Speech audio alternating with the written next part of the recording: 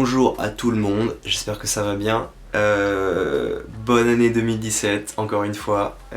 Bienvenue sur la deuxième partie de mes commentaires, analyses, conseils et techniques sur Ninja Warrior France. Comment gagner, comment se préparer, tout ce que vous avez besoin de savoir, je vous le dis, gratuit. Ouais, c'est cool. Du coup, il y a eu une première partie de cette vidéo qui a été faite sur la finale. Là, je me concentre vraiment sur la finale parce que c'est ça qui est le plus important, c'est là où on a le plus d'obstacles. Si vous voulez voir les qualifications et demi-finales, je vous invite à voir les vidéos, elles seront mises en lien. Et du coup, là, on va attaquer la deuxième partie de la finale. Donc la première partie de la finale, c'était fait dans une autre vidéo, quelque part, je vais la mettre en lien encore, et la deuxième partie c'est maintenant. Donc qu'est-ce qui se passe en fait pour la première partie? Si vous tombez, vous êtes éliminé. Première partie de la finale, vous tombez, c'est fini. Donc pour les autres, on calculait le temps, etc., etc. Si vous êtes tombé mais vous avez fait un bon temps, vous êtes retenu. Là, si vous tombez, c'est fini. Donc on n'a été que deux à réussir le parcours sans tomber. Donc il y avait moi, ou plutôt il y avait Thomas Hübner, un excellent acrobate et athlète, un bon copain, et je te souhaite tout le bonheur Thomas. Il est au Cirque du Soleil sur une nouveau spectacle en ce moment, et j'espère que ça se passe bien pour lui, et j'espère qu'il pourra venir l'année prochaine à Ninja Warrior, ce serait cool de le voir. Toujours des bonnes discussions avec lui. Et c'est ça qui est intéressant dans Ninja Warrior, c'est cool de passer à la télé et les gens ils vous voient, ils font genre oh c'est cool, t'es passé à la télé, t'es fort. Mais ce qui est intéressant, c'est l'expérience humaine que vous allez avoir avec quelques personnes. Je pense vraiment pas que Ninja Warrior ce soit l'endroit pour avoir des expériences humaines. Je pense par contre que ça peut être un outil qu'on peut utiliser pour transmettre quelque chose. Et moi j'ai envie de parler pas que de divertissement, pas que de regarder moi je suis beau, mais j'ai envie de parler de partage, d'être avec les gens, de croire en soi, de pas lâcher l'affaire, de s'entraîner, même si on est mauvais, et ben il faut continuer pour un jour arriver quelque part, et si ça marche pas, et ben il faut recommencer, continuer et pas lâcher l'affaire. Et c'est super important pour moi d'aller dans cette direction-là. Et si je peux inspirer des gens à travers des vidéos, à travers quoi que ce soit, c'est génial, et c'est fait comme une vague d'énergie qui va être diffusée vers quelqu'un d'autre, etc. etc. Ouais, du coup tout ça pour dire, j'espère que ça va bien Thomas. Du coup on n'a été que deux à réussir à aller jusqu'à la deuxième partie de la finale, et j'ai eu de la chance parce que j'ai pu passer sur tous les obstacles de cette deuxième partie de la finale. Donc je peux vous parler de tous les obstacles, donc ça c'est super. Chose qui avait jamais été faite en Europe en fait. On n'avait jamais eu un Européen qui était allé jusqu'à la fin du stage 3. Du coup, c'est tout bénef pour nous les Français, et pour tout le monde, pour tous ceux qui regardent cette vidéo. Je vais mettre des sous-titres, comme ça tout le monde pourra voir cette vidéo si ça vous intéresse. Donc commençons tout de suite. On avait le droit à la magnésie, donc je sais pas si c'est vraiment exceptionnel, donc encore une fois on va se remettre dans le contexte. Tout était trempé, donc vous pouvez voir, je suis en train de marcher sur une serviette parce que j'avais pas envie de... C'est ridicule.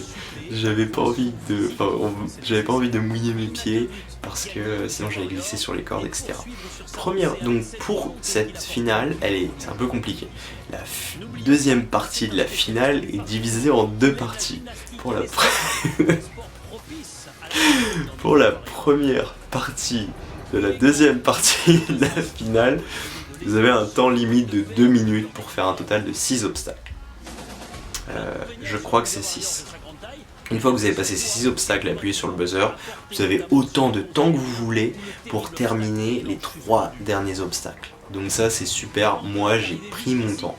Je vous conseille de faire pareil, de prendre votre temps, d'analyser, de ne pas vous précipiter. C'est le meilleur moyen pour tomber, c'est de se précipiter. Mon coach Laurent dit toujours qu'il ne faut pas mélanger vitesse et précipitation. Merci coach Laurent. Putain, je me marre. Je m'amuse bien à faire des vidéos tout seul. Du coup, ça commence par une sorte de forêt de cordes, donc il faut passer d'une corde à une autre, pas perdre de temps, et il y a une corde piégée, donc faut bien repérer où est la corde piégée. Il y a des cordes qui se déplacent, etc. Et la corde piégée, elle descend, donc il faut pas la choper. Je sais pas c'est laquelle, je sais plus c'est laquelle exactement. Il faut s'entraîner de passer d'une corde à une autre. C'est quelque chose qui est un peu difficile à trouver puisque il y a peu d'endroits où il y a vraiment des enchaînements de cordes. Encore une fois, le conseil que je donne aux gens qui veulent faire Ninja Warrior, c'est d'aller s'entraîner dans des salles qui ont été construites pour ça. On en a 2 en France. Je vous invite si vous habitez dans le coin, à aller vous entraîner là-bas. Ensuite, lorsqu'on a réussi à passer... En fait, la technique pour passer d'une corde à une autre, c'est de bien... Par exemple, vous êtes suspendu à 2 cordes, vous voulez aller par là, ok? Donc ce qu'il faut faire, c'est tirer sur ce bras-là pour se déplacer. Une fois que vous avez tiré au maximum, lâchez la corde, attrapez à 2 mains pour aller choper la corde suivante. Donc c'est la meilleure technique, hein, à mon sens. Vous pouvez aussi faire d'une main à une main, si vous avez assez de force. Moi perso, j'ai besoin d'avoir 2 mains, aller choper l'autre, 2 mains, aller choper l'autre. Ensuite, l'autre obstacle, ça va être une sorte de pont de singe, je sais pas comment ils ont appelé ça, les poignets suspendus. Donc là, encore une fois, le parcours est trempé. On est à Cannes, c'est la nuit, en avril, il y a de la rosée partout, c'est trempé, c'est mouillé, c'est la fin du monde. Donc il faut vraiment prendre son temps pour s'essuyer les mains, mettre de la magnésie. Si on a le droit encore l'année prochaine, cette année-là on avait eu le droit, parce que c'était tellement mouillé que ça aurait été impossible sans. Ou en tout cas, personne n'aurait réussi, et peut-être une personne, j'en sais rien. Moi je pense que c'est possible, mais très très difficile sans magnésie. Du coup je prends le temps, je m'essuie les mains, et là je passe sur le pont. Obstacle assez simple, surtout quand vous avez des grands bras comme moi. Donc s'entraîner, le meilleur moyen c'est s'entraîner de passer d'une barre à une autre, donc des barres fixes, hein. Passer d'une barre à une autre, il y a plein de jeux pour enfants où vous pouvez vous entraîner à ça.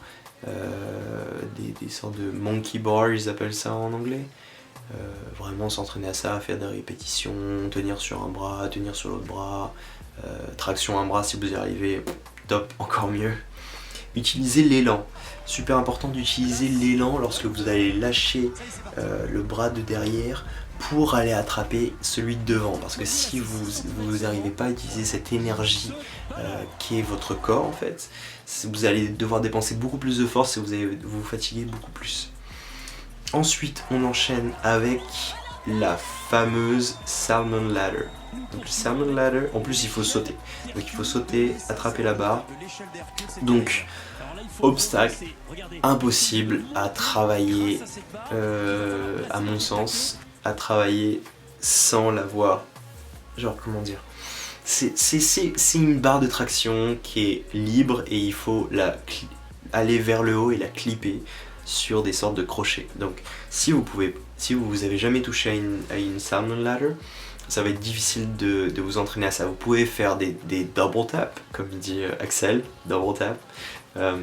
Axel Dupré, mon super pote et professeur, allez voir sa chaîne. C'est de vous partez d'ici, genre si vous avez une barre là, une barre plus haute, c'est de passer d'une barre à une autre, d'une barre à une autre et de redescendre. C'est un peu le même motion, le même mouvement, sauf que vous voulez garder cette barre dans la main. Donc on a des salles qui permettent de travailler ce truc là, je vous invite à aller dans ces salles là. Donc il fallait mettre 3 barres de Salmon Ladder. Normalement c'était 4 mais il avait mal construit, donc c'était que 3, tant mieux pour nous. Je prends le temps, vous voyez, même si je suis chronométré, je prends le temps, je rush pas, parce que c'est le meilleur moyen de tomber. Vraiment. Mon avis c'est ça. Pas se presser. Encore une fois, pas mélanger vitesse et précipitation. Je prends mon temps parce qu'en fait j'ai pas envie d'avoir l'élan qui va diffuser de l'énergie plutôt vers l'arrière ou vers l'avant. Donc je veux être bien stable pour après monter comme j'ai envie de monter. Donc c'est ce que je fais là. Je me stabilise et là, hop là, 1, 2, 3. Ok, une fois que je suis là, on peut se balancer et sauter directement pour choper la porte, mais moi je vais décider que non. J'avais décidé que j'allais y aller une main après l'autre parce que j'étais pas sûr de moi. Ensuite, le balancer ici est très difficile à choper. Le meilleur moyen serait de se balancer sur genre des anneaux ou un trapèze. Si vous avez accès à un trapèze, c'est encore mieux. Apprendre à se balancer comme ça sans à quelque chose de suspendu, c'est très différent de se balancer sur une barre fixe. Donc je vous invite à essayer si vous pouvez. J'écarte mes jambes, c'était un conseil qui était donné par Team Shield, donc j'ai essayé de faire pareil, voir ce que ça donne. Au final j'ai eu beaucoup de mal à prendre de l'élan, j'ai essayé d'y aller plus ou moins en force. Pour le deuxième passage, il faut faire gaffe parce qu'en fait le bout de la barre est accroché par un fil qui se sépare en deux, alors que les autres c'est accroché par deux fils. Qu'est-ce que ça veut dire? Ça veut dire que si vous chopez la porte à une poignée et puis l'autre, ça va basculer. Ça va basculer, vous allez tomber. Donc il faut choper vraiment les deux mains en même temps. Ensuite vous vous balancez. Voilà, pareil, hein, super chiant à trouver comme balancer. Je préfère, encore une fois, je préfère prendre mon temps et c'est un con, mais j'en parle maintenant parce que j'étais sur un show qui s'appelle Ultimate Beastmaster qui va sortir bientôt sur Netflix et je suis tombé à chaque fois parce que j'ai pas pris mon temps. Parce que j'avais des gens qui m'encourageaient et qui me donnaient des conseils et ça a complètement perturbé mon esprit et j'ai pas pu me concentrer bien sur ce que moi je voulais faire. Donc ce que je vous conseille, c'est de pas écouter de conseils. Donc c'est de pas regarder cette vidéo. Non, écoute, regardez cette vidéo parce que c'est moi qui l'a fait. Donc ça c'est des bons conseils. Mais si vous croyez en quelque chose, allez-y, 100%. Genre, si quelqu'un vous donne, genre, je sais pas, si quelqu'un vous donne des énergies négatives ou si quelqu'un doute par rapport à ce que vous voulez entreprendre et vous pensez que la manière dont vous l'imaginez c'est la manière à faire, et ben allez-y. Parce que même si c'est pas la bonne manière, ce sera votre erreur et elle sera influencée que par vous. Et ça c'est un truc qui est super important à mon sens. Puisque c'est en se trompant qu'on apprend. Je sais pas si je suis clair dans ce que je dis, mais c'est vachement important de tracer son propre chemin. Et de croire en cette chose qui nous pousse à aller quelque part et qu'on a tendance à fermer parfois ou oublier d'écouter. Et ouais, super important. Donc moi, pour revenir à nos histoires, moi j'ai pris mon temps, peace and love, il me reste que 24 secondes, je vais pas me presser.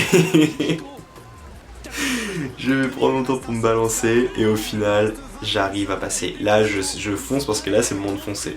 Pour soulever ces obstacles là, c'est pas si lourd. Je pense que n'importe quelle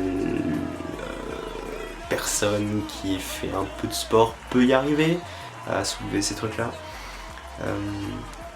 La dernière était un peu lourde, mais ça va. Donc là je buzz à 13 secondes, donc il nous restait quand même pas mal de temps, ce qui était super cool.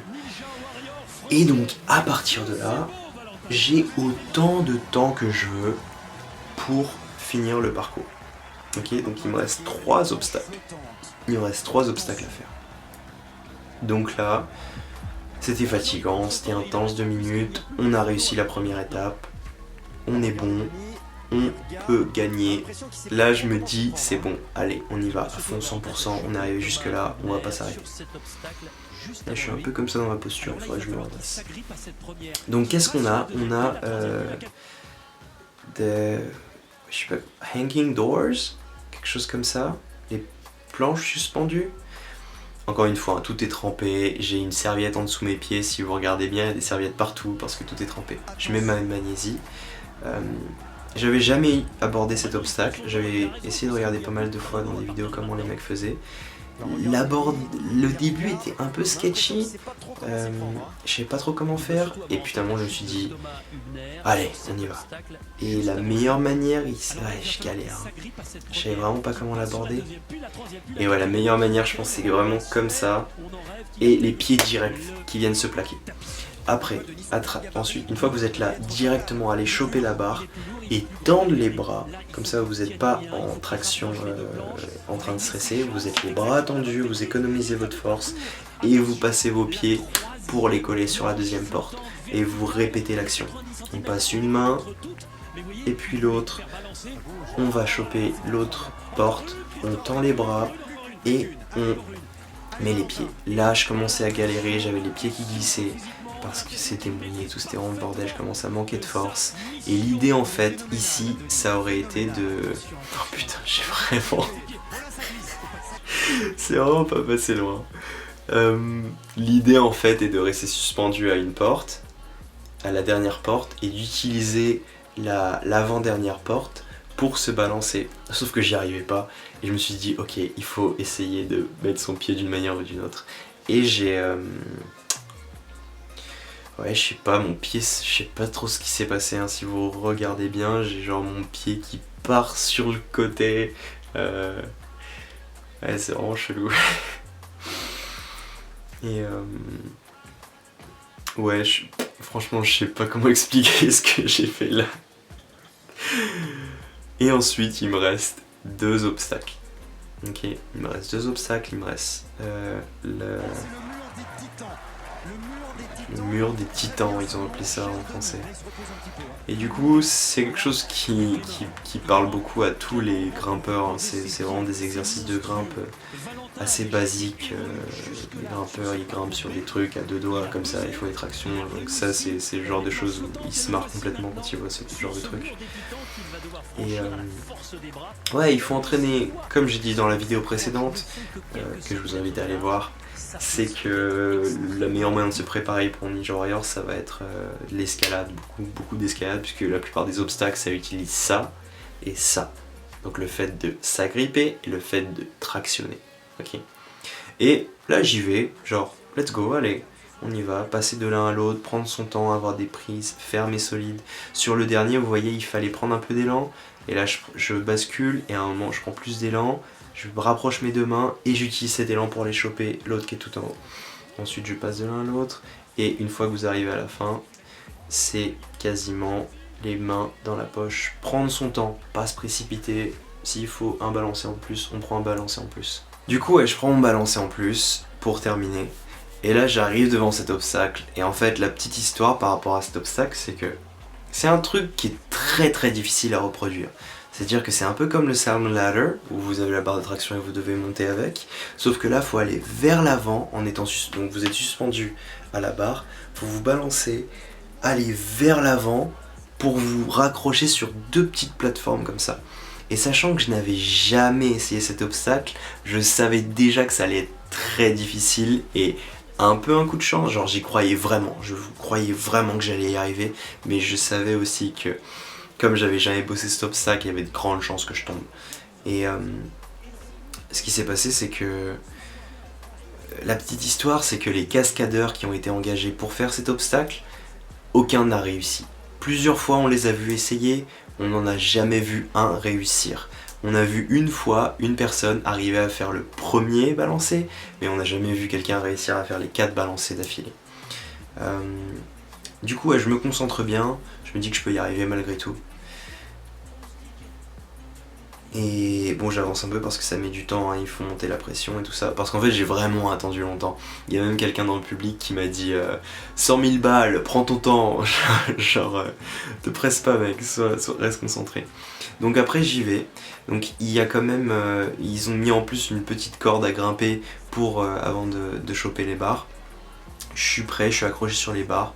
Je prends un peu d'élan, je vois un peu je me familiarise un peu avec l'obstacle, j'ai la corde qui s'en mêle dans mes pieds, je me balance un peu histoire de comprendre, et à un moment, j'y vais.